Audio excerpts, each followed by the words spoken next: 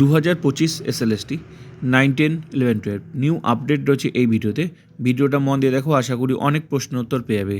তো আমি তোমাদের এখন দেখাবো কাউন্সেলিংয়ে কতগুলো সিট ফাঁকা হলো আর কতজন ওয়েটিংয়ে চাকরি পাবে। ওয়েটিংদের কিন্তু কপাল খুলতে চলেছে, অনেকেই চাকরি নিচ্ছে না। কিভাবে সিটগুলো ফাঁকা হচ্ছে তোমরা দেখে নাও।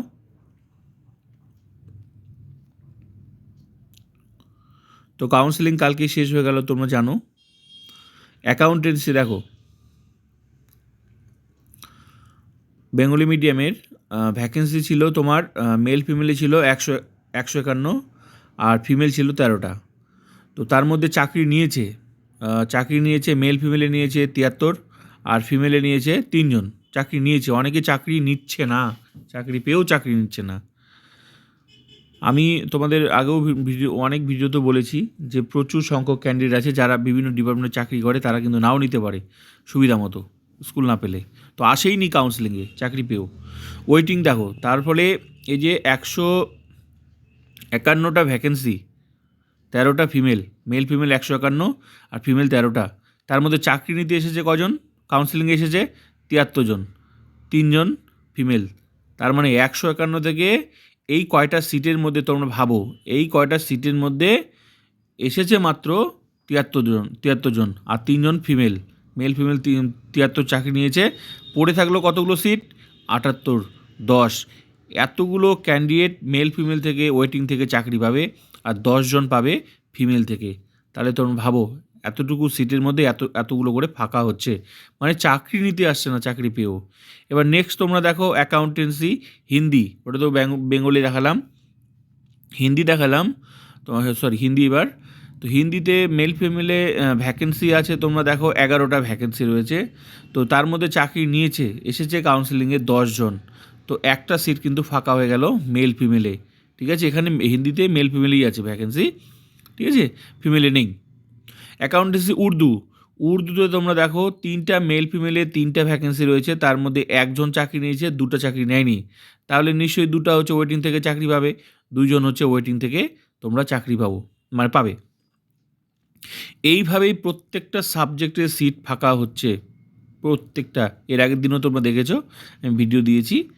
তো আজকে নেক্সট হচ্ছে অ্যাগ্রোনমিটা তোমরা দেখো, বেঙ্গলি মিডিয়াম।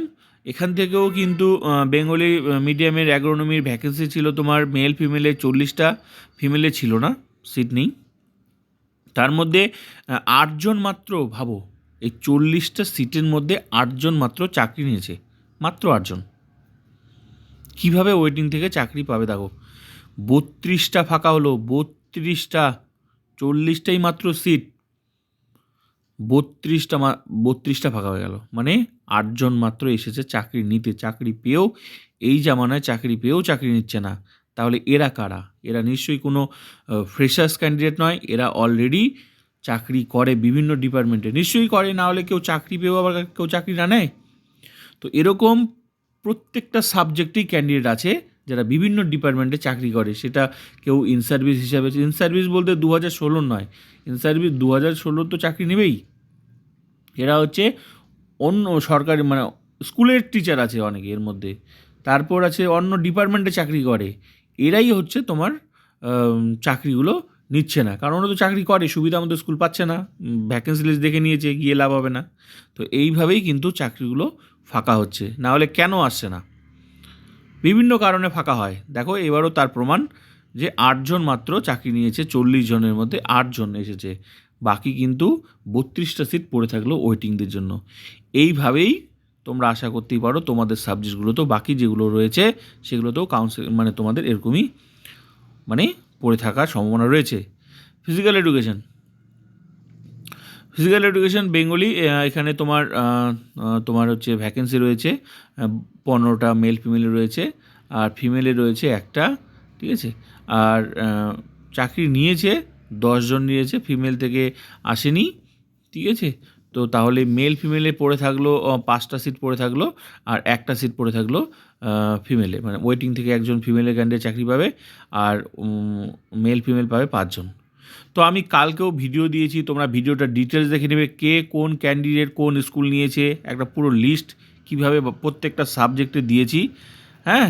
আর আজকে দেখে নাও কতগুলো ফাঁকা হলো। আমি তোমাদেরকে বলেছি যে ওই সিটগুলো যারা ক্যান্ডিডেটগুলো নিয়েছে, মানে ফাইনাল যে ভ্যাকেন্সিটা দিয়েছে, স্কুল লিস্টটা দিয়েছে, ওখান থেকে ওই ক্যান্ডিডেটগুলোকে মাইনাস করলে, সিএমএল লিস্ট ধরে ধরে মাইনাস করলেই সংখ্যাটা বার হয়ে যাবে।